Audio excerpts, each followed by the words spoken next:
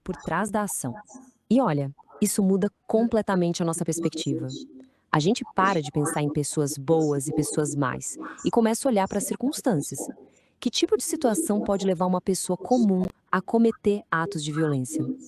A psicologia social tem algumas Gente, fecha os respostas que são, no microfones. mínimo, surpreendentes.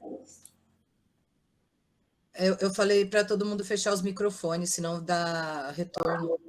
Pode continuar? Pode, só fecha seu microfone só. Eu? Se eu, É, se eu puxar meu microfone, vocês não ouvem. não? Acho que Não. será? Sou eu que estou compartilhando. Então pode ser. Tá bom, desculpa. Continua. E é agora que a gente chega no ponto central. Vamos falar de dois experimentos que são talvez os mais famosos e também os mais polêmicos da história da psicologia. Eles mostram de um jeito bem assustador como ordens e os papéis que a gente assume podem controlar nosso comportamento. Pensa bem, uma ordem vinda de alguém que parece ter autoridade poderia fazer uma pessoa machucar alguém que é inocente? Até onde essa obediência iria? Foi exatamente essa a pergunta que um psicólogo chamado Stanley Milgram quis responder. A situação era a seguinte: um voluntário chamado de professor tinha que dar choques elétricos num aluno cada vez que ele errasse uma pergunta. O detalhe é que o professor não sabia que os choques eram de mentira e que o aluno era um ator. A única coisa real ali era a pressão da autoridade, de um pesquisador de jaleco que ficava insistindo para ele continuar, não importava o que acontecesse. E a cada erro, a tensão só aumentava. Primeiro, o professor ouvia uns gemidos, depois gritos de dor, pedidos desesperados para parar. E no final, um silêncio total do outro lado. E toda vez que o voluntário pensava em desistir, o pesquisador falava com toda a calma do mundo: o experimento exige que se continue. E o resultado? Bom, o resultado é o que deixa todo mundo de queixo caído até hoje. 65%. Isso mesmo, 65%. Quase 2/3 das pessoas foram até o final, apertando o botão do choque máximo de 450 volts, o nível marcado como perigoso em uma pessoa que elas nem conheciam. A grande lição aqui é a seguinte: não eram pessoas sádicas ou monstros, eram pessoas comuns, colocadas numa situação extrema. Uma situação onde a pressão para obedecer à autoridade foi mais forte do que a própria consciência, do que os próprios valores. E essa ideia do poder da situação fica ainda mais clara com outro estudo famoso, o experimento da prisão de Stanford. Basicamente, pegaram estudantes universitários e, por sorteio, dividiram eles em guardas e prisioneiros numa prisão falsa. Em pouquíssimo tempo, os guardas começaram a agir de forma autoritária, abusiva, enquanto os prisioneiros ficaram passivos, angustiados. A situação ficou tão intensa, tão perigosa psicologicamente, que o experimento, que era para durar 2 semanas, teve que ser cancelado em apenas 6 dias. É uma prova impressionante de como Gente, deixa eu só fazer um paralelo aqui, deixa eu perguntar. Ela passou sobre os experimentos de Milgram e o. Porque isso tem. Ela falou sim, alguma coisa, não sei se esses experimentos, os dois, mas Tá. ela falou sim.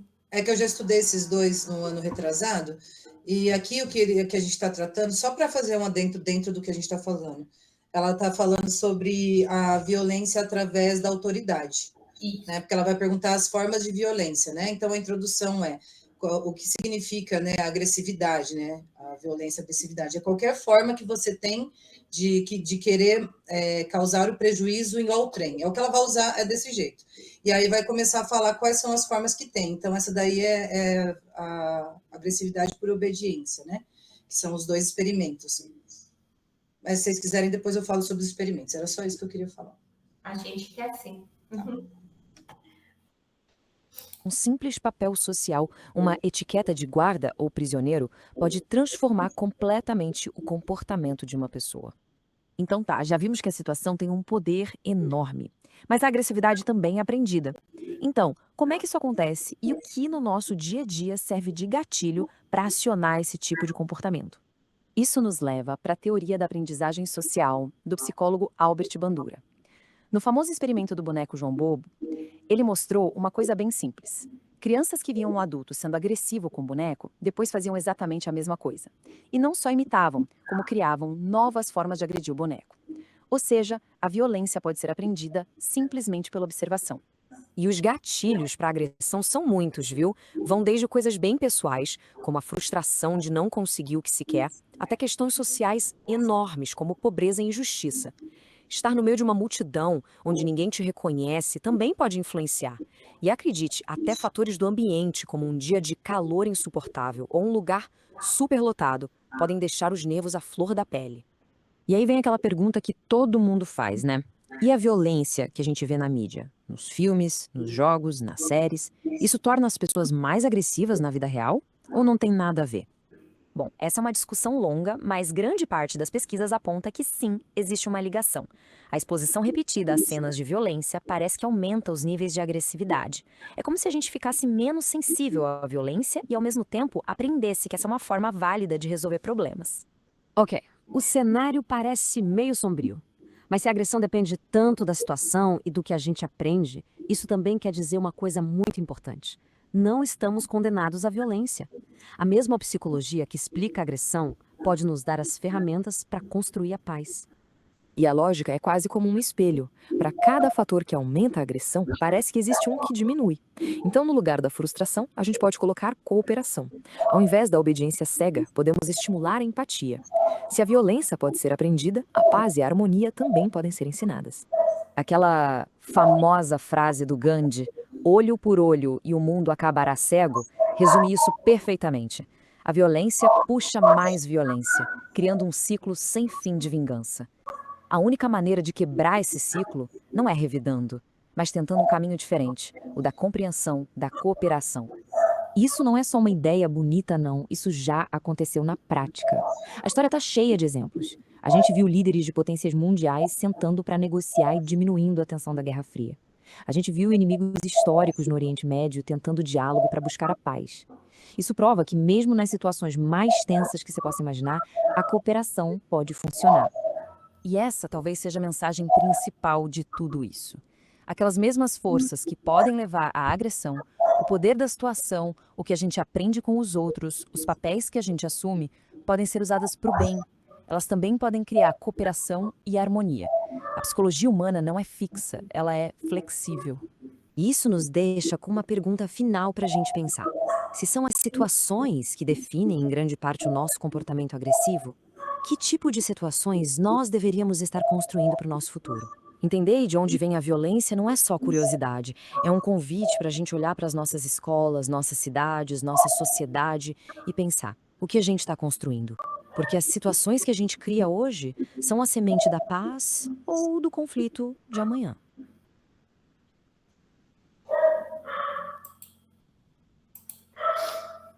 Legal, morangos. E aí? Ok, eu acho que agora seria legal você comentar sobre os experimentos que você tinha falado da prisão e o outro experimento do que você falou do Milgram. Isso. Ó, eu vou falar só para vocês entenderem o que é, não acho que ela vai pedir, mas são exemplos de testes de obediência, né?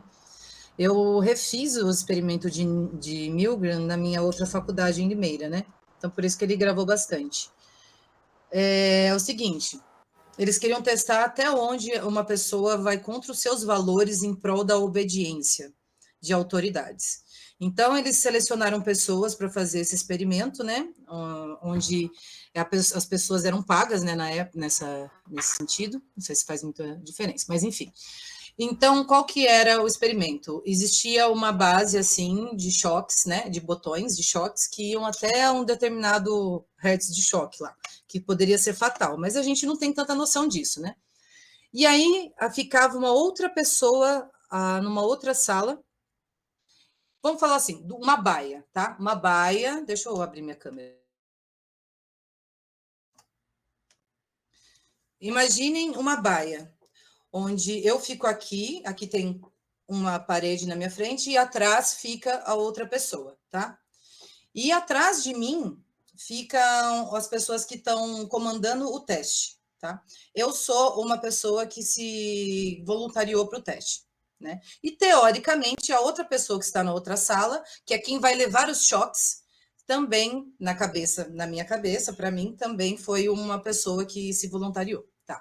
Então, eu chego lá para o teste, e aí eu tenho que fazer perguntas, uma série de perguntas, e conforme a pessoa do outro lado não responder, eu tenho que ir aplicando choques. E conforme ela não vai respondendo, eu vou aumentando a carga desses choques.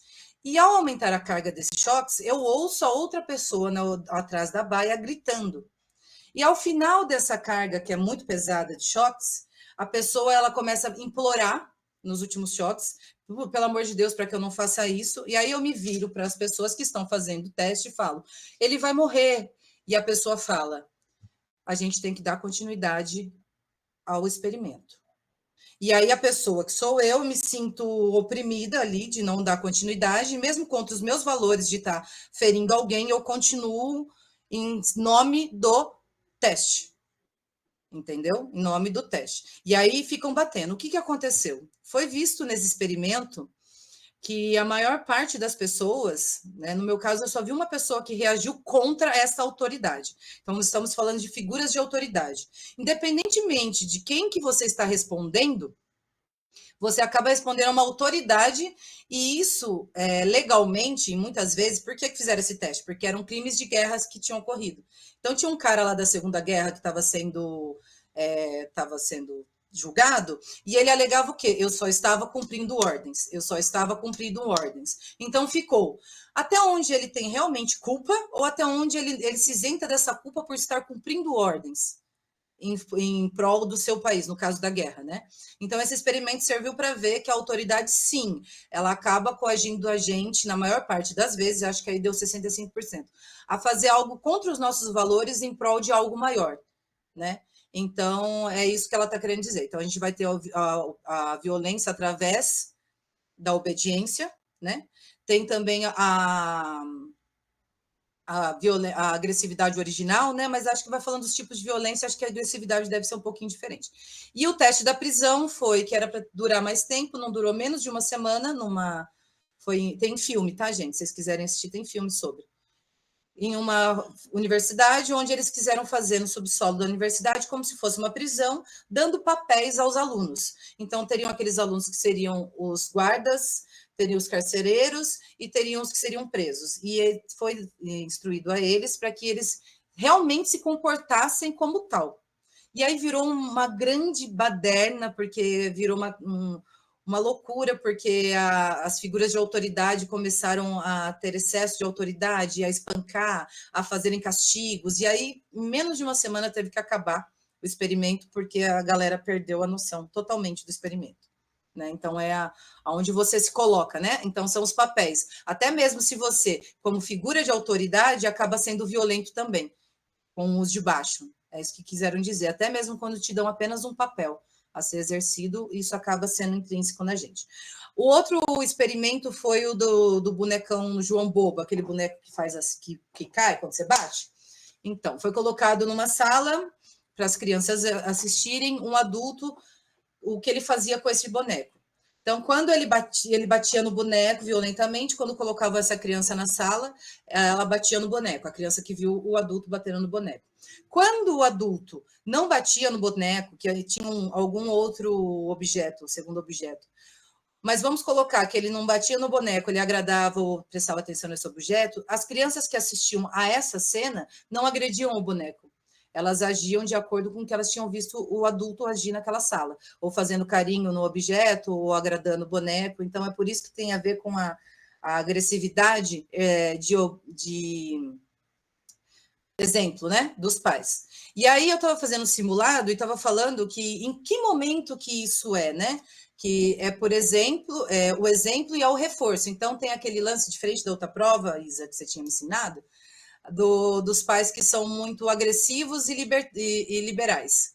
Então, a questão que caiu para mim foi isso, que esse tipo, que a violência é dos agressivos e liberais, porque é como se a criança tivesse uma recompensa por ser agressiva. Então, ela vai lá, desce o pau, quebra tudo em casa, aí os pais, porque ela tem, teoricamente, esse exemplo em casa, aí os pais, para se livrar disso, eles acatam o que a criança quer.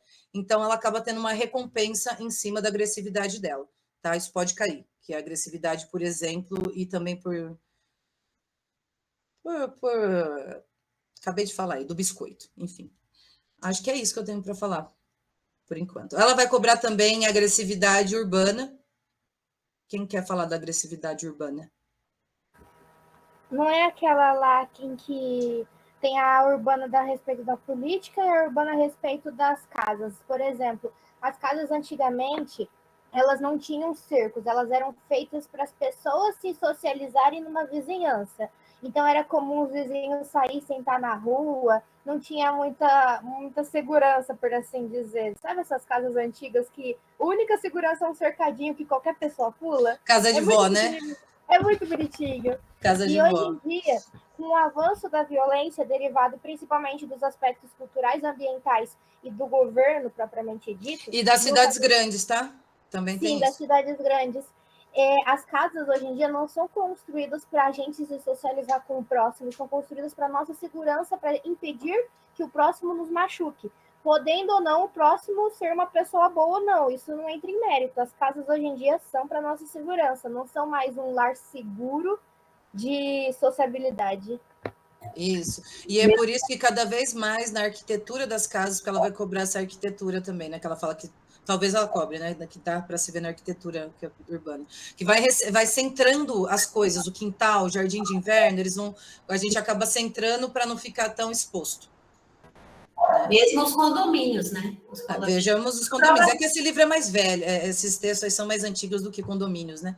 Aí eles falam que a violência urbana, tem aquela parte da Marli também, que é um cotidiano, né, da parte pobre, né, e eles falam dessa discrepância social e tudo mais, devido a que é mais visível nas cidades grandes. Acho que o que eu lembro de falar é isso. Inclusive, eu acharia melhor a gente começar pelo textinho básico do Haroldo Rodrigues, do que é Psicologia Social para os Principiantes. Porque o outro texto é um complemento desse. Então, tipo assim, independente se a gente vê esse texto primeiro, tudo que tá aqui tá no outro. Pelo menos até onde eu li. Não sei se vocês querem começar pelo texto ou pelo meu resumo. Que meu Pelo resumo seu foi... jeito, sempre como a professora quer. Eu vou pular para as partes, porque querendo ou não, o texto é basicamente assim. Na primeira parte, ele define o que é o comportamento agressivo, que todo mundo vê o que é quer causar algum dano a outra pessoa. Só que só um adende, que até a IA fez essa pegadinha, se o dano foi causado ou não, não entra em questão. É que o dano quer ter causado. Então, se eu vou lá e ofendo a Suzy ou a K, mas elas não ligam para minha ofensa e segue a vida, mesmo assim foi um comportamento agressivo, mesmo que não tenha afetado elas. E a origem do comportamento agressivo, que aí a gente pula tudo isso, porque basicamente tudo isso está falando o uso do poder, a necessidade da agressão, e aí entra em mérito também as situações que sucedem posteriormente a uma agressão e a formação dela, né? E a origem são várias causas que, ao decorrer do texto, ele descreve, como a natureza do ambiente. Então, que nem a Ká disse, se você está num lar que já é agressivo por natureza, obviamente, quando você cresce, você tende a se tornar agressivo com aquelas situações, porque você teve como fonte principal de, como que fala? De pegar, assim, a agressão. Só que se seus pais são permissivos demais, também gera agressão. O social que você vive, de pobreza ou não, gera agressão, porque é a agressão que eles dizem de revolta, sabe? Que nesses lares de pessoas mais desfavorecidas de dinheiro, né? Querendo ou não, o que elas aprendem é tentar se resolver na questão mais bruta possível, seja por meio de uma agressão de aceitação à autoridade, né? Que aí, querendo ou não, em bairros menos favorecidos, são aqueles bairros que têm mais índice de tráfico, sabe? Essas coisas. É uma realidade. Então, gera essa agressão. A aceitação propriamente dita e a revolta por não ter aquela conformidade que o outro teria, sabe? Só que, além disso tudo que a gente já está sabendo, decore e salteado, que o ambiente gera agressão, as pessoas também geram agressão, tem o fator neurológico. Distúrbios neurológicos, seja que a pessoa está passando por um problema propriamente dito, não necessariamente um distúrbio ou um transtorno, isso, o neurológico, o cérebro em si, como biológico, não como comportamental, gera também situações agressivas, né? A cultura de aprendizagem também. Mais para frente, uma parte importante do texto, que além dele falar onde aparecem a agressão, que é provocação, frustração, até o pornô, a pornografia, que a própria Viviane disse, gera agressão, instrumentos e objetos de agressivos, então tudo isso gera agressão. Só que uma coisa importante, só deixa eu achar que eu anoto muita coisa, a Suzy sabe, ela quando pega para ler meus negocinhos, aqui, não, aqui eu já falei. É sobre o terrorismo, que eu não sei se ela vai pedir, mas que nas aulas dela ela deixou isso muito explícito, porque o terrorismo em si, por exemplo, vamos citar o 11 de setembro.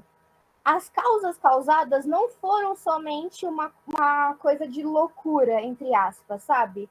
O terrorismo causado no 11 de setembro, queira ou não, foi causado por insatisfação pelo governo dos Estados Unidos em relação ao racismo, xenofobia, segregação que ocorre no país em relação às pessoas diferentes dos americanos, né? E esse terrorismo, ele gera tanto por parte do governo, que não sabe lidar com o terrorismo. Então, como assim gera por parte do governo? O governo, ele não tenta combater o terrorismo com ações sociais, ele tenta combater o terrorismo com armas. Israel, por exemplo, constantemente tenta impedir terroristas de agregarem na nação através do militarismo, armando, enfim, né? Acho que todo mundo viu as guerras que estão acontecendo, que não precisa explicar muita coisa, né? Então, tipo assim, a parte principal do terrorismo ela pode ser gerada por uma insatisfação do governo, insatisfação pessoal, seja por meio do ambiente, seja por meio da riqueza ou não da pessoa, como também ela é muito influenciada e muito mais ativada e impulsionada pela forma que o governo oposto vai reagir. Então, se eu vou e invado a casa da Suzy, aí na segunda vez ela começa a armar um exército com os gatos e com o cachorro dela, eu vou, querendo ou não, querer me armar também para fazer isso de novo. Porque não é como se ela estivesse fazendo uma ação social para me aceitar como pessoa. Ela está tentando fazer para se proteger, criando ainda mais, aumentando uma segregação. Com segregação gera insatisfação. Então, a insatisfação gera a revolta, que gera o conflito, que gera a agressão.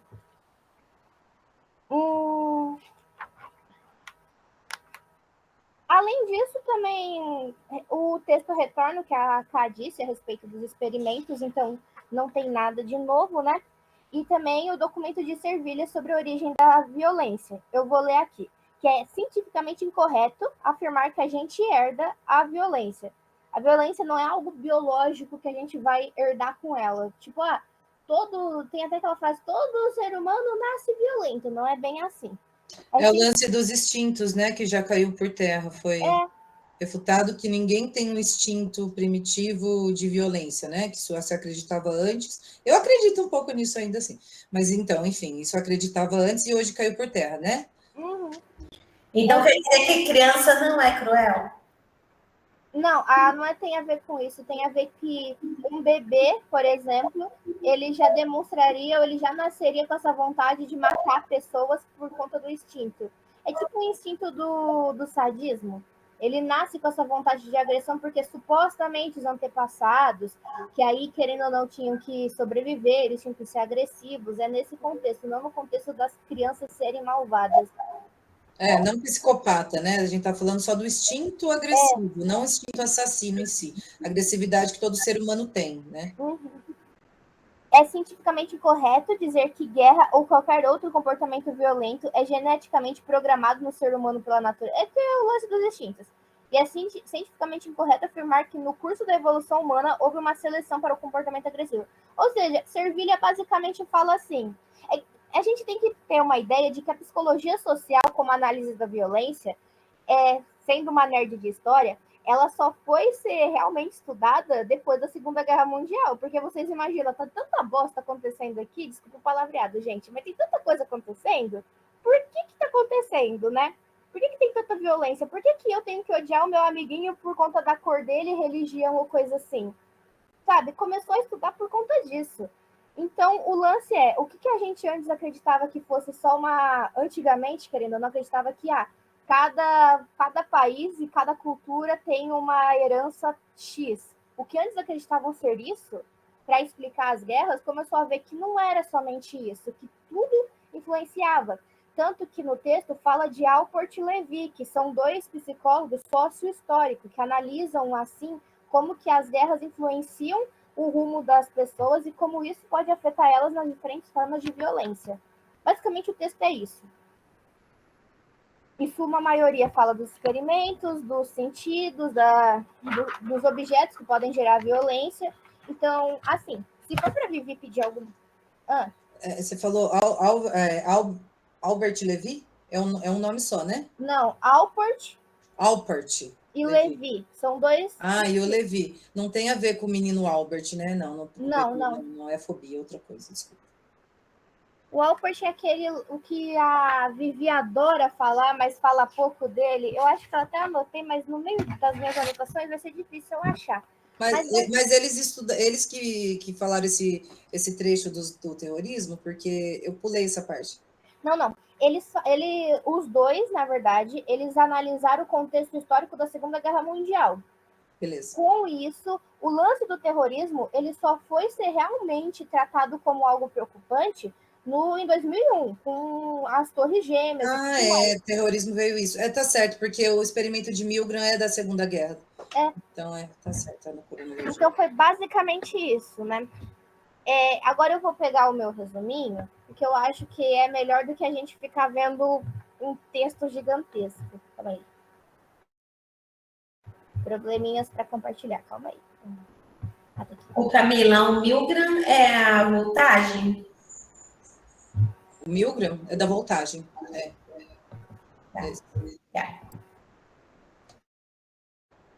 Tá todo mundo vendo? Só vendo você, nada de texto. Sério? Você quer compartilhar o seu texto, Isa? Eu compartilho aqui, ó. Você conseguiu. Deixa eu só parar de compartilhar, então. Na verdade, é um gato com uma melancia na cabeça. Pronto. Alguém está compartilhando, quem que é? Não sou eu. Sou eu, Isa, só que o meu notebookzinho veio, travou, calma aí. Não acredito que ele travou agora. Eu queria ser a tia rica para poder te dar um computador de presente. Com um monte de coisa, bem top para você dar aula. Eu compartilho aqui, você vai falando, vai olhando, vai falando. O que você acha? Pronto. Eu acho que eu parei de compartilhar, parei? Parou.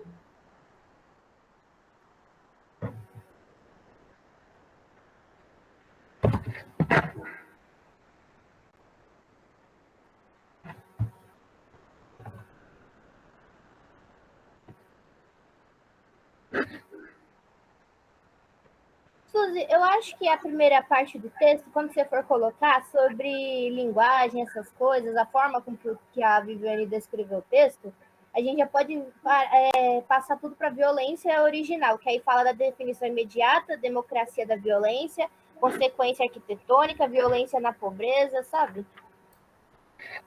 Peraí, então. Ô, gente, eu vou preparar um simulado para a gente depois, então, um simulado super legal que a IA me mostrou, com tudo que a gente aprendeu, pode ser? Sim, por favor. O que você quer que eu faça aqui? Vai até violência original, mais um pouquinho para... Aí. Eu vou seguir do meu porque eu sou ceguinha, né? Bom, em primeira que a gente sempre pensa que a violência é uma agressão física propriamente dita, né? Mas, enfim, não é só necessariamente física.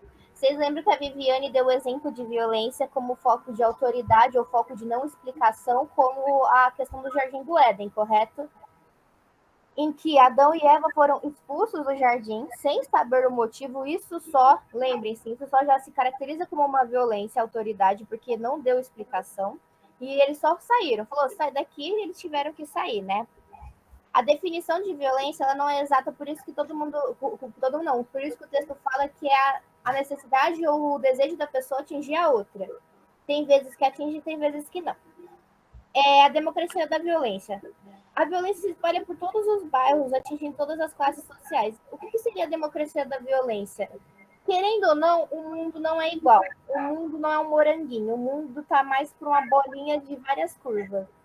E a democracia da violência se gera tanto por parte de uma cultura histórica, que a gente vai ver posteriormente, como parte da insatisfação, como eu tinha mencionado, como o apoio popular. Como é um apoio popular? São manifestações, por exemplo. Então, vocês viram esse negócio que aconteceu no Nepal? Não sei se vocês viram. Na onde? Nepal. Que metal? Detal. Detal. Nepal. Ah, Nepal. Pensei que era um festival. Não. Não, o que aconteceu? O governo, eles estavam querendo proibir as redes sociais, ou seja, isso é uma violência. Eu vi o Zenzo lá protestando de um jeito super pacífico no meio da violência, foi incrível. E aí o que aconteceu? O pessoalzinho estava protestando só com cartaz. O que o governo fez? Mandou matar essas pessoas. As pessoas se submeteram, os guardas, a matar jovens inocentes por conta da violência da submissão. Você tá me zoando? Não, matou 16 pessoas. E os meninos que fizeram a filmagem deles na rede social e postaram zoando Então, morreram? eu vou contar inteiro. Posteriormente a isso, a população jovem do Nepal ficou tão revoltada que mataram pessoas jovens que queimaram até a esposa do presidente viva, no meio do fogo. Eu tenho filmagens, porque eu tinha mostrado pro Pedro quando saiu na mídia pra gente no TikTok. Não queríamos ver por acaso, a gente só passou. Filmagens dessas pessoas, dos jovens entrando na casa da ministra foi da Educação, Pedro? Economia? Foi uma ministra. Espancaram ela, espancaram o marido, torturaram os dois e fizeram os dois andarem na rua. O que isso significa? A democracia está enraizada na violência. A revolta está sendo... Eu só vi os fogos. Esse rolê todo. Queimaram a cidade do Nepal inteira. Nepal está queimando. Destruíram a cidade e transformaram ela em cinza. E não estou exagerando. Fizeram que nem o Nero fez com Roma, tacou fogo em Roma. Fizeram a mesma coisa. Isso é uma violência. Começou com uma violência da autoridade. Depois, experimento Milgram. As autoridades se submeteram e mataram os jovens. Os jovens falaram, estão pegando a gente desprevenido, causaram terrorismo. Porque E reagiram. E também tem aquele lance de ser... quebrar a autoestima, de ser aguçado lá, que não é aguçado, fala de outra forma, estou com a cabeça ruim. Então, essa situação inteira do Nepal, a gente pode usar como um principal exemplo na nossa análise da violência. A violência, ela não foi tratada de forma... A própria Viviane disse assim, existe violência que vem por causas óbvias. Não vou dizer boas causas. Até a Viviane não disse que vem por boas causas. Só que a violência, ela está explícita que tem formas de impedir que aconteça. Mesmo assim, não são impedidos. E aí, por isso, causam os ataques terroristas. O terrorismo não necessariamente precisa ser de um país para o outro. Terrorismo é quando causam um ataque de terror a um núcleo maior. Neste caso do Nepal, foram as próprias pessoas que, cansadas de se submeter ao governo, ou seja, violência e autoridade, falaram, vamos acabar com tudo. Um ato de terrorismo, um ato de democracia da violência. Então, tudo gerou isso, né?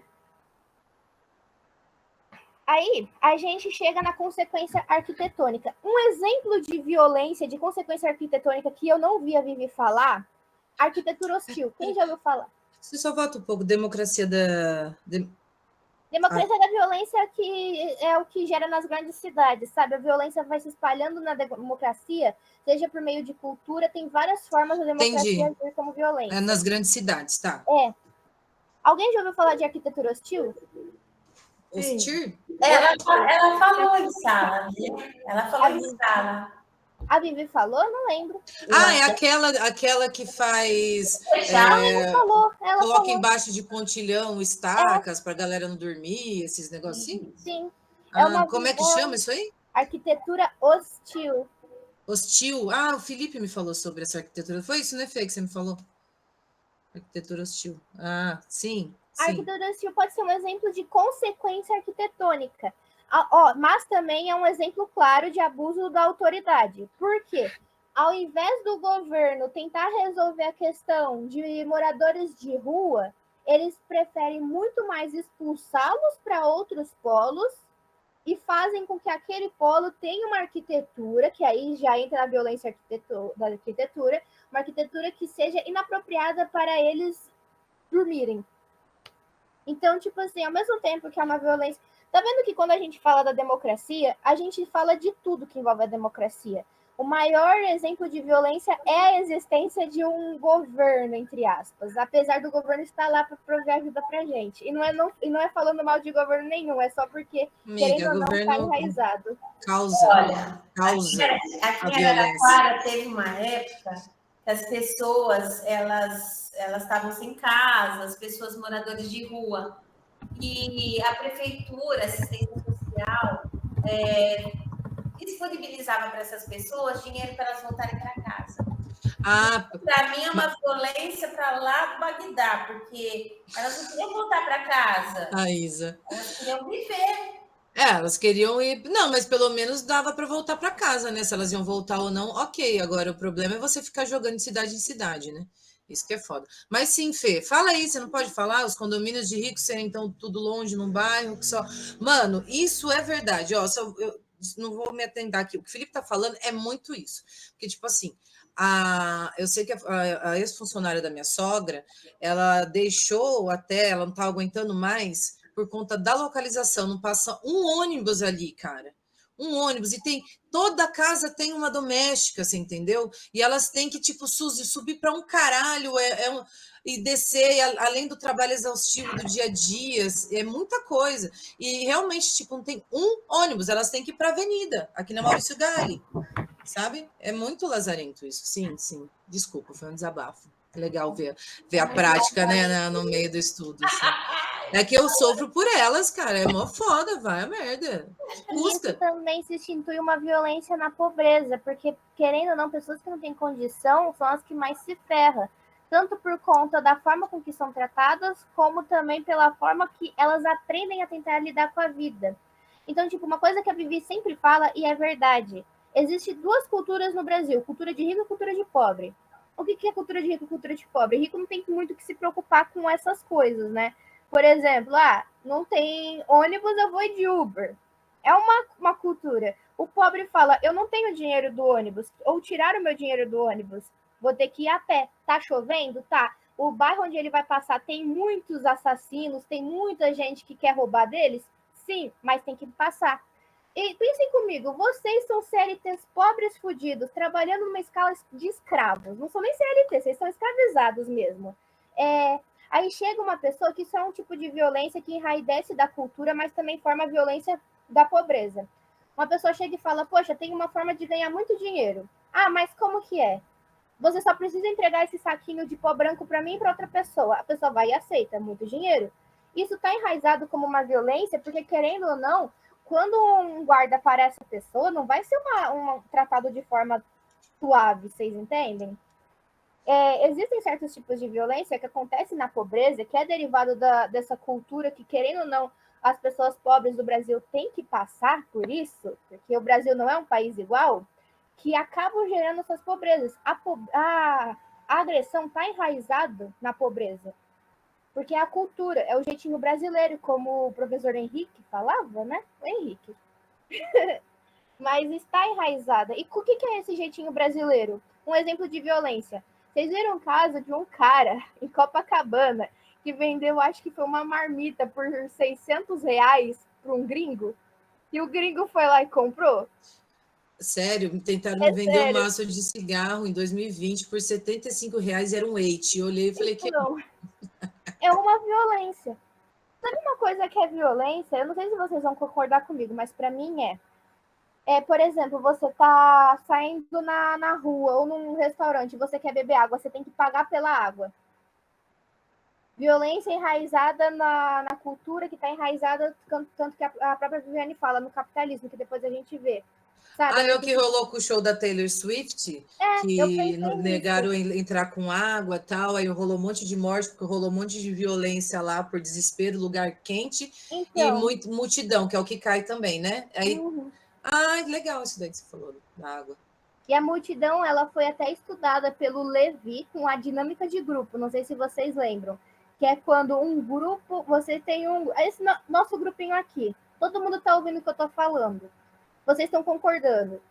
Ah, mas aí a Isa, vamos supor, a Isa sempre vai estar certa e ele sempre vai estar certa. Chega um momento que eu, num ápice de loucura, falo uma coisa absurda, tipo, vamos tacar fogo lá na Câmara Municipal. A dinâmica de grupo. Aí vocês pensam, rapaz, vamos tacar fogo. Ela vai e vamos lá nós também. E aí gera uma violência. O grupo gera uma violência. Exclusão é uma violência, por exemplo. Então, eu não quero mais que o Fê fique nessa chamada. Tira ele, todo mundo concorda. Por quê? Porque eu seria uma autoridade. Aí tem a questão da autoridade. Enfim, continuando. A violência na história. Bom, não precisamos... Desculpa, Fê. A gente não vai te tirar do grupo, Fê. Gostamos do polvinho. Do morango do Nordeste, a gente gosta. A violência na história já está enraizada no contexto humano. O ser humano, como uma formação histórica, sempre se fez base na violência, seja dominando as outras raças, seja dominando dos outros grupos distintos, a gente nasceu na violência. Então, queira ou não, essa violência, que não está necessariamente enraizada como algo biológico, ela está enraizada no contexto histórico. Então, é óbvio que o contexto histórico vai afirmar na violência na história, né? Aí deu o exemplo da Odisseia no espaço, onde um osso usado como arma se transforma em uma nave espacial, simbolizando a continuidade da violência através do tempo. Ou seja, a violência ela sempre vai estar presente. A prova viva é o que acontece quando a gente nunca vai ser uma utopia enquanto a violência existir. E a violência vai existir por conta de outros fatores que a gente sempre vai ver, por exemplo, a pobreza, figuras de autoridade querendo ou não abusando do poder, a história nos conta isso, violência de questões neurológicas, que também é um tipo de violência, sabe? Então, tudo isso vai formar o que a gente chama de violência. E aí tem a sutil e implícita, a violência sutil e implícita. O autor argumenta que a violência mais perigosa não é a agressão explícita, mas é aquela que não é visível, que nos faz sentir mal. Que é tipo assim, nossa, Camila, seu fone é dessa marquinha aí, né? 1,99. Ah, tudo bem, né? Sabe essas alfinetadinhas assim? E aí a gente pensa, não vai atingir, mas querendo ou não, atinge, porque se disfarça do natural. Por exemplo, o Brasil, a pobreza é natural, a pobreza é cultural. Não estamos querendo resolver a pobreza, a gente está querendo se adaptar a ela e viver com ela. Tipo, em que lugar devemos viver com uma pobreza? Em que lugar devemos falar que normal a gente trabalhar numa escala 6x1 e receber 1.600, quando uma cesta básica cai mais de R$500 para fazer no mercado? Em que ambiente isso é normal? Não cabe, não cabe. Então, são pequenas coisinhas que vocês pensam assim, bem... Por exemplo, esses tempos, acho que foi a Marina que mandou que estavam querendo regulamentar a água. Estavam querendo alguma coisa assim. Eu vi que estava tendo um protesto aqui em Araraquara para não quererem regulamentar a água. Tipo, em que lugar é normal isso acontecer? Porque aí a gente tem que pagar por um cano quebrado, mas não o órgão que deveria cuidar da gente, sabe? O Felipe sabe o que é, não estou entendendo, Fê. O que é? É isso aí, que é referência nacional e tratamento. É isso aí, Fê. Fala aí, Fê, que eu não lembro muito bem. Ele quer privatizar. Ele quer privatizar. Não sabia que usava essa sigla. Que cara... é verdade, ele quer privatizar o DAI. Agora eu lembro. Gente, sou muito lesada. Eu sei das informações e parece que é novidade. Sim, é verdade. A gente até trocou uma ideia sobre isso. Isso é uma violência, querendo ou não, sutil, porque a gente está acostumado a isso. Não é como se a gente tivesse revoltado com isso e pensando, rapaz, mas se a gente privatizar algo, quais serão as consequências? O Brasil é um país que a maioria das pessoas é analfabeta, gente. Se a gente debate, a gente é só uma porcentagem minúscula de pessoas que faz isso. Mas pensa quando isso tudo é sutil e implícita. Aí as pessoas que não sabem disso vai olhar e falar, não deve dar em nada, porque o fulaninho falou que tá tudo bem. Ou, não sei se vai resolver alguma coisa. É sutil porque essas pessoas não vão estar preocupadas em olhar para a câmera e ficar procurando coisa pública. Vão estar mais preocupadas em ganhar o dinheiro delas, o pão de cada dia, que nem isso ganham. Que são os suprimentos base, né? Um outro exemplo mais prático de sutil e implícita é o do Adão e Eva, né? Que a própria Viviane mencionou. Por que Adão e Eva? Foram expulsos sem mais nem menos. Então é como se a gente parasse para pensar. Eu não sei vocês, mas eu, quando criança, eu era um diabinho em pessoa, eu era um capeta reencarnado. Então, se meus pais falavam, Isabela, não faz aquilo, por birra eu ia lá e fazia. Não tenho porquê. Se meus pais falassem, Isabela, não coma daquele fruto naquela árvore, e não me explicassem o motivo, eu ia lá e comia. O fruto podia ser venenoso, podia estar morta, mas eu ia lá e comia. E querendo ou não, essa não explicação, essa falta de entendimento do outro em querer explorar o mundo e bloqueando essa exploração é uma violência sutil. Porque aí você só vai estar dando a ordem, você não vai estar explicando o que significa aquilo. Você só vai falar, se você não fizer, haverá consequência. Ou se você fizer, haverá consequência, né?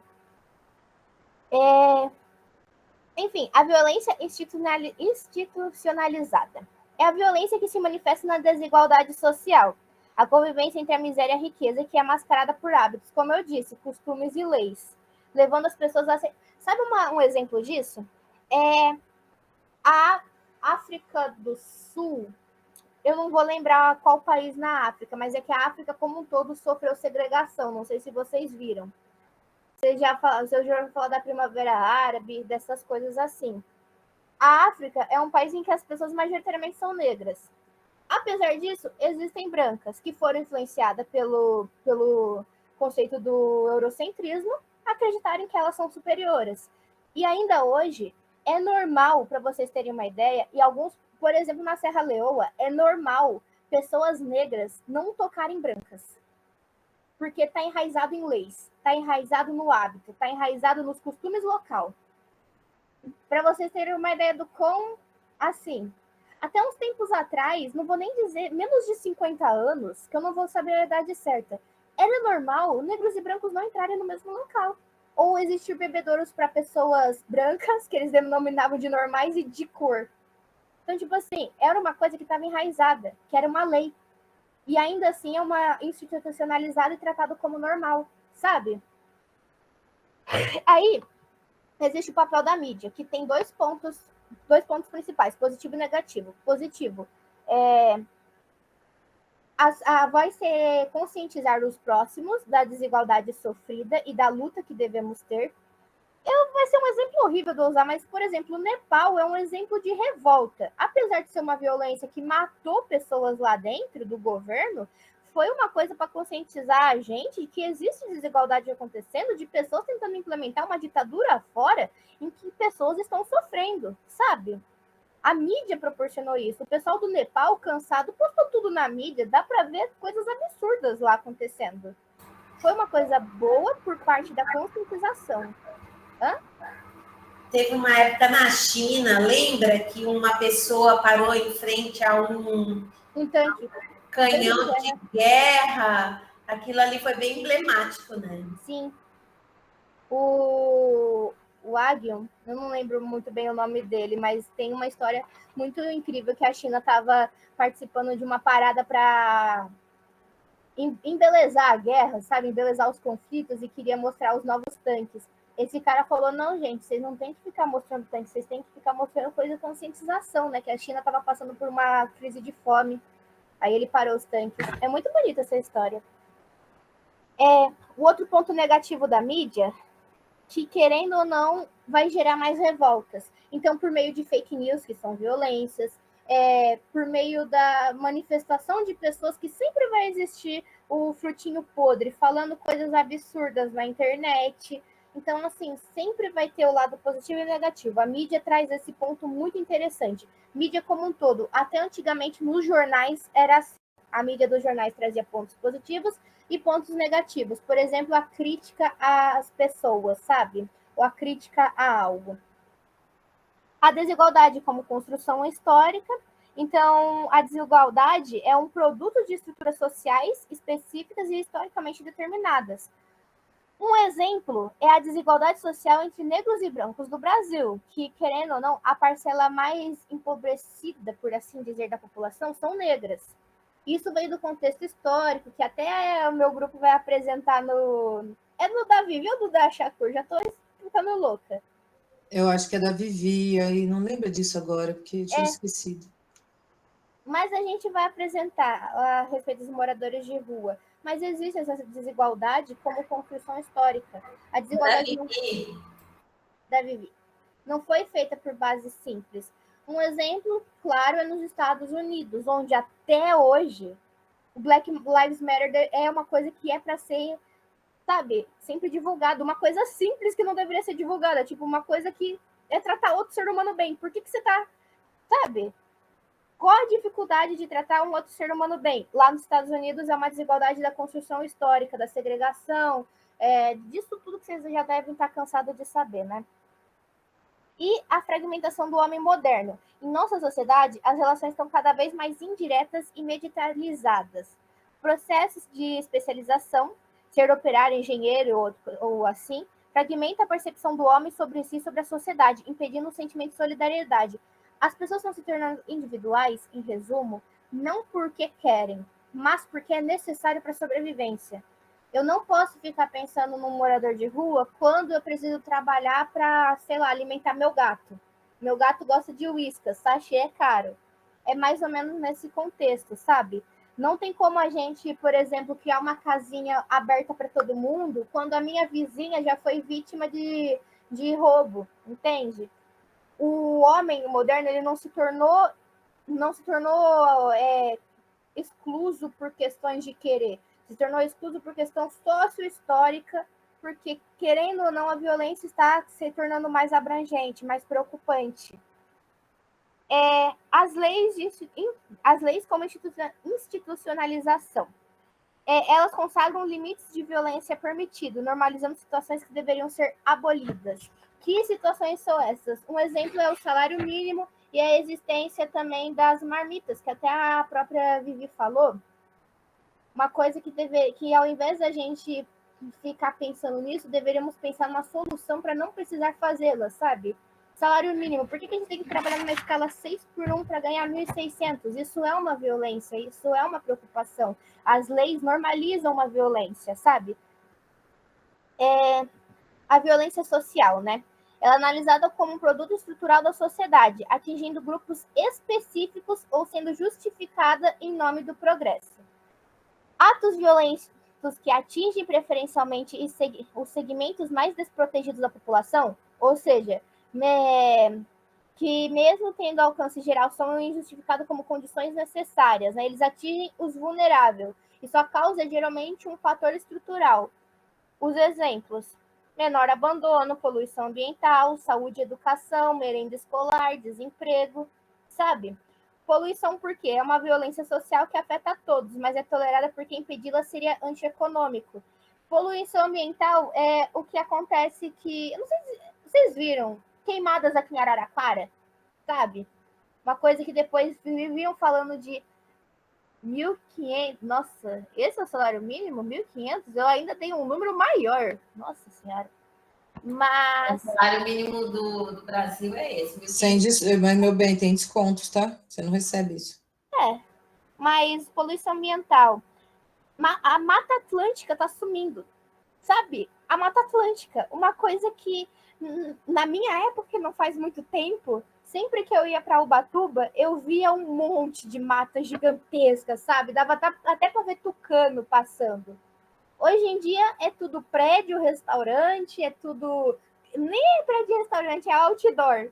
Devastaram uma mata para botar outdoor. Outdoor é uma poluição ambiental. Mas ninguém liga, quer dizer, o governo não liga. Por quê? É uma questão antieconômica. Se eu parar de fazer, vou parar de ter patrocínio, vou parar de render dinheiro. Menor abandono. É um problema grave, mas os governantes o tratam com desprezo, priorizando o desenvolvimento econômico, aplicando apenas medidas paliativas, como a FEBEM.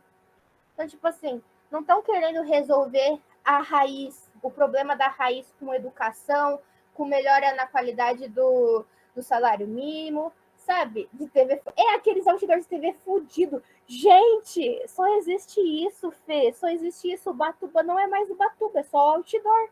Não sei nem se eu tô chegando no mar. Eu me perco. Mas, enfim. O desemprego, por exemplo, é lançado à própria sorte.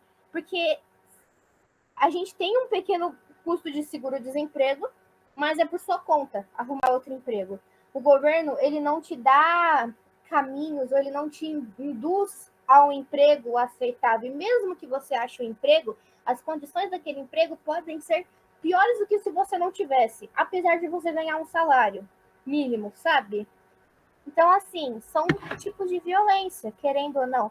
A violência social, ela é uma violência que afeta esses grupos minoritários. Por exemplo, esse negócio de cura gay, que estavam falando uma fake news que nas escolas estavam mostrando chupeta, eu já nem lembro mais o nome, chupeta de mamar, sei lá o nome. Uma violência contra um grupo minoritário que são os LGBTs. Ou, tudo bem se a gente... Um outro exemplo é a Guerra dos Canudos. Vamos expulsar aquela população de lá porque vamos colocar industrialização, violência social, sabe? Estão atingindo um grupo. Aí tem a violência política, que não é apenas terrorismo ou assassinato, inclui também a invasão de um país, o desaparecimento de dissidentes, legislações eleitorais. Violência política, vocês lembrem da ditadura militar do Brasil. O país ele não foi necessariamente invadido, mas ele foi induzido a ser invadido por ordem dos Estados Unidos. Que não tinha nem que meter o dedinho, mas meteram, sabe? A evolução dos assassinatos políticos também é uma pauta muito importante, porque, por exemplo, as coisas que se atentam. Se você não é do lado meu da política, eu vou lá e mato você. Ou vamos lá e matar pessoas do poder. Tentativa de assassinato como o Bolsonaro, o próprio Lula já teve, o Trump, sabe? Violência na política. Violência na política, tudo que vocês imaginam. Desde os políticos se ferrando até, principalmente, maioria das vezes, 90% das vezes, a população, né? Manipulação ideológica é uma violência. Então, o Estado, ele utiliza de maneirinhas de manipular a gente, sabe? Eu vi uma coisinha eu não concordo com... Eu sei que tem muita gente que concorda, mas eu, pessoalmente, eu vou usar esse exemplo, depois eu penso em um melhor. Eu não concordo em existir tantos impostos. Por exemplo, pagar carro todo ano. Para mim, poderíamos pagar uma única vez, pagar as parcelas e tudo mais, já estaria ótimo. Ou pagar imposto sobre o SUS, quando tem outros impostos que cobrem os custos do SUS mais efetivamente do que pagar necessariamente o plano de saúde, apesar do SUS ser efetivo.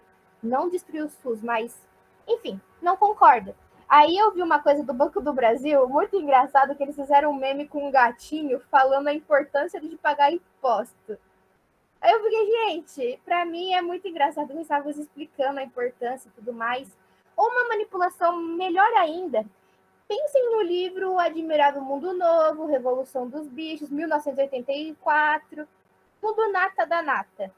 Manipulação do grande irmão de falar que é necessário criar uma utopia para unificar os povos, depois a gente vê que não é bosta nenhuma. São manipulações que hoje em dia existem, hoje em dia existe tudo que vocês podem imaginar. É a própria escola de Frankfurt fala isso, da divisória para a conquista, que é uma espécie de manipulação ideológica, que acarreta nas consequências das próprias pessoas de não conseguirem mais criticar o outro lado. Elas aceitam o que fazem, apesar do outro lado estar errado, sabe? A educação como ferramenta é usada para criar uma consciência social avessa aos conflitos e temerosa da transformação, forjando uma história nacional onde os conflitos são sempre resolvidos pelo bom senso e pelo jeitinho, adormecendo a vontade de mudança. Ou seja, o texto fala que a educação ela não está lá para nos ensinar algo. A educação está lá para nos doutrinar, que é uma manipulação ideológica. Ela não está lá para resolver o conflito, ela está lá para criar pessoas que possam adentrar nesse conflito. Porque no final das contas, a gente somos ferramentas, engrenagenzinhas no sistema maior. O sistema não está pensando em resolver a situação. Um exemplo disso agora está acontecendo muito atentado em escolas aqui no Brasil. E ao invés do governo tentar explicar e resolver de forma coerente como que aconteceria isso, eles estão tentando baixar por baixo dos panos e querendo culpar outras coisas que apesar de poderem ter a ver como videogame, filme, que depois a gente vê que gera violência, não é somente isso, sabe? A mídia e televisão, especialmente a televisão, é um instrumento de dominação poderoso e eficaz. A TV cria uma intimidade que isola, diluindo a realidade e fantasia num consumo passivo. É a política de pão e circo, que acho que todo mundo conhece, né? Você dá comida e dá entretenimento para as pessoas, e de resto você faz o que quiser porque elas não vão reclamar, porque elas têm o básico. Quando o básico não é para ser suficiente, não é para a gente se contentar com o básico. Ah, só porque tem pão na minha mesa eu vou ficar bem, sabe? Então, na legislação, né, as eleições brasileiras de 1982 são citadas como um exemplo de violência política, expressa por meio de uma legislação, que é o voto vinculado, proibição de coligações, cujo objetivo era fraudar a livre manifestação dos eleitores e castrar a vontade popular. Essas tentativas de fraude, sabe, acontece muito nos Estados Unidos. As urnas eleitorais lá, por serem eletrônicas, são muito mais fáceis de serem manipuladas. Já teve vários casos na história dos Estados Unidos delas serem manipuladas, confirmadas, para um lado ganhar ao invés do outro, sabe? Então, muitas delas são meio que fraudulentas, assim, por assim dizer, né? Aí a gente vai para o texto, a teoria das representações sociais, né? Principais pontos e aspectos. Origem e propósito da teoria. A teoria da representação social surgiu como uma resposta à crise da psicologia social do pós-Segunda Guerra. Foi como eu disse. Por que raios está aparecendo tantos desastres e ditadores? Para vocês terem uma ideia, antes da Primeira Guerra já tinha a separação dos movimentos de classes que geravam os conflitos maiores, a formação do iluminismo, o positivismo. Apesar de muita gente achar que foi de forma pacífica, ela gerou vários conflitos no quesito de hierarquia social, né? Porque quebrava esses paradigmas sociais e gerava essas guerras civis. Depois veio a Primeira Guerra. E num curto período de tempo veio a Segunda, não entrando muito na história porque não é mérito, né? Mas o tempo entre guerras civis, conflitos gerais, Primeira e Segunda Guerra foi muito pouco. Então, muita gente louca estava aparecendo. E não deu nem 2 tempos, começou a Guerra Fria. Por que está acontecendo tudo isso? Então, a teoria das representações sociais veio para tentar explicar isso. Por que está todo mundo muito louco? O que está explicando isso? Porque até então, ninguém se importava em perguntar, nem mesmo... É uma coisa interessante, a psicanálise, ela chega num ponto, assim como as outras teorias da psicologia. Só que, para explicar a agressão, teve que ver o contexto histórico, que veio a teoria das representações sociais, o social que veio para isso, né? Moscovici, o fundador da teoria, interessava em como o conhecimento científico era transformado e assimilado pelo senso comum. Ele se opôs a 2 visões predominantes, a marxista e tudo mais. Acho que isso não vai pedir. Ela não vai pedir isso, né? Ela vai pedir o contexto da violência. Eu acho. Conceitos fundamentais da teoria. E ela vai precisar, vai pedir muito esse negócio aí de representações, eu acho. De representações? Bom, o Moscovici, ele se opunha ao marxismo, que viu o senso comum como algo a ser erradicado, e a visão do iluminismo, que via como uma mera ignorância a ser preenchida. Para ele, era algo muito além do senso comum, era algo que derivava tanto de uma realidade social como de uma coisa científica, sabe? Então, o senso comum é uma forma de conhecimento mais legítimo, sabe? Mais funciona. E é essencial para a vida cotidiana, só que não se explica somente neste contexto. Não, o senso comum não vai explicar o porquê as guerras surgiram, mas vai ajudar no porquê que elas começaram, porque foi a partir de um senso comum que uma guerra começou. E aí vem o parâmetro científico para a gente analisar. Se esse senso comum estão aqui, nesse contexto, senso comum, tá, começou a partir disso. Vamos evoluir para ver como que chegou no consenso científico. Conceitos fundamentais. Representação social é definida como uma forma de conhecimento prático do senso comum, que é socialmente elaborado e partilhado. Elas têm 3 características centrais, que é a comunicação. Vou dialogar aqui, vamos ver, né? Então, a gente se comunica para classificar ou para entender o mundo. A reconstrução do real, que atua como um guia para interpretar e organizar a realidade, quebrando a dicotomia entre o sujeito e o objeto. Basicamente, é assim, eu preciso entender algo, eu quero entender como uma cadeira funciona. Eu vou lá e interajo, eu tenho que interpretar e organizar aquela realidade de como aquela cadeira está funcionando, né? Domínio do mundo, que permite os indivíduos se situem no mundo e controlem de forma prática, que é vamos mexer na cadeira, ou vamos nos socializar. Isso aqui que a gente está tendo é esse conjunto das 3 fundamentos. Temos comunicação, construção da realidade, porque estamos organizando nossos pensamentos para passar para a prova, e o domínio do mundo, porque a gente vai se situar em forma prática com este mundo de entendimento, sabe? Não sei se dá para entender. É muito vago, muito subjetivo, mas é bem direto. Deu sim. Olha, eu entendi, não sei se eu estou falando a mesma coisa, vocês me falam, tá? Eu lembro que nessa parte de representações sociais, eu questionei ela, foi nisso, né? A Marina sempre sabe. Que aí ela falou, eu falei para ela assim, mas. Nossa, eu não lembro o que eu falei exatamente, mas assim, ela falou que representações sociais é, por exemplo, assim, o que a violência representa em um grupo. O que para aquele grupo representa a violência? E aqui, a partir daquilo, ele tem que causar também um comportamento. Então, por exemplo, a vacina, ela deu até o exemplo da vacina, né? A vacina, que gerou o quê? Qual é a representação social da vacina? Para alguns, ela era uma representação de ameaça e tudo mais, tinha um outro conceito, então o pessoal não toma vacina. Para outros, foi o quê? O movimento, a atitude de tomar vacina, entendeu? Estava falando da pandemia e tudo mais. Então, o que cada coisa representa em seus grupos? Qual é a representação social para aquele grupo, entendeu? E que vai ter uma atitude envolvida, seja até mesmo um preconceito, o que você tem, como você enxerga a homossexualidade. Tem grupos que vão enxergar de determinada maneira e vão se afastar dessas pessoas. Tem grupos que vão enxergar isso como representações sociais de pessoas que precisam de ajuda. Foi o que eu entendi, gente. É basicamente isso. E aí depois está falando também da representação do que ela serve, como você disse, compreender e explicar a realidade, torna o desconhecido familiar e paramos de temer o desconhecido, né? Construir uma identidade social e pessoal, ou seja, vamos construir nossa identidade para as pessoas e para nós mesmos com base no quesito social, com base no que a gente aprende.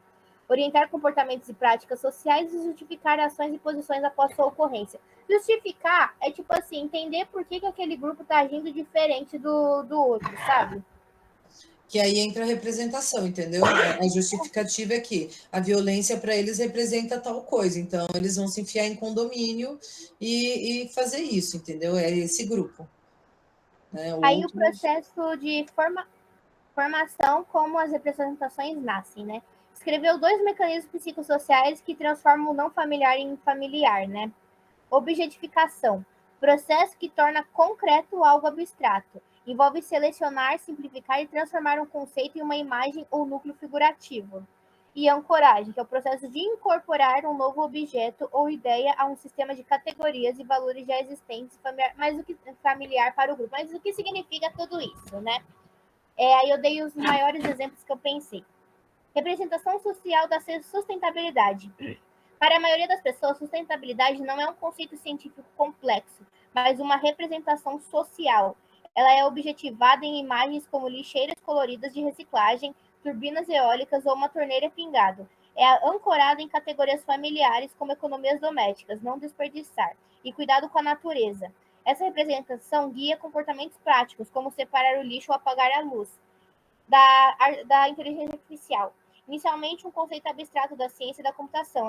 A IA foi objetivada em imagens de robôs humanoides, né, nos filmes, né, tipo Matrix, Exterminador do Futuro, essas coisas, parada louca que todo mundo gosta.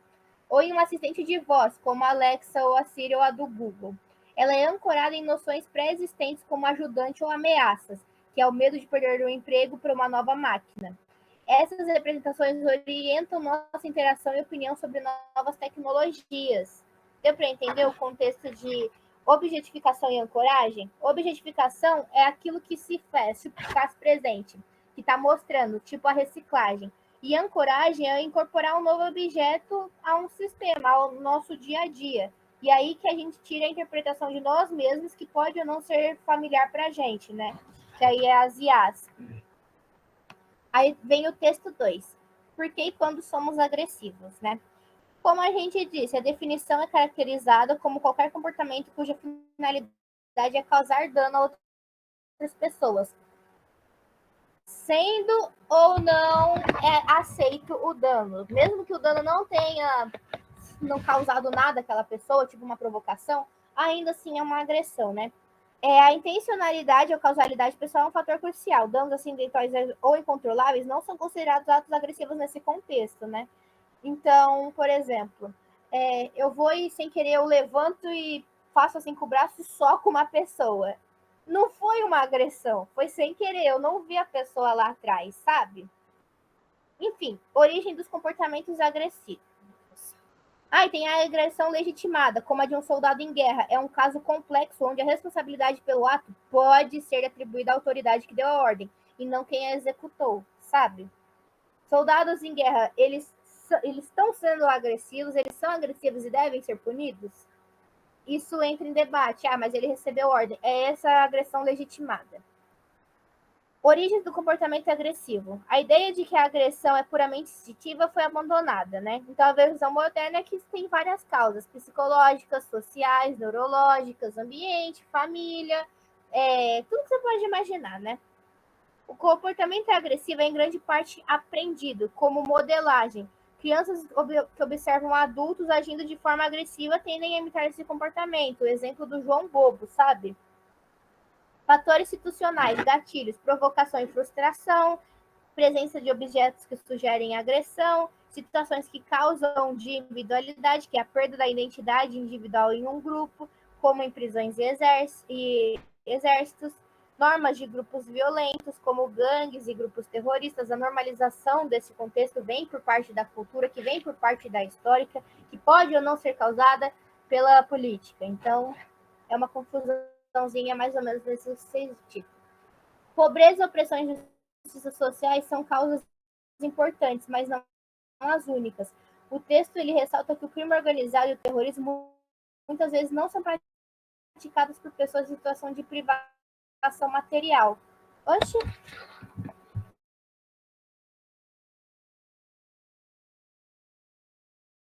Ficou mudo?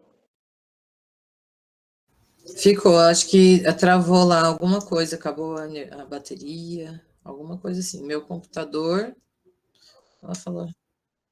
Ih, já essa Peraí, parte ele já não desligou foi esse já. O texto? computador desligou, tadinha. Ela Caiu. saiu? Mas ela mandou mensagem aqui. Vocês querem fazer no WhatsApp para ela participar?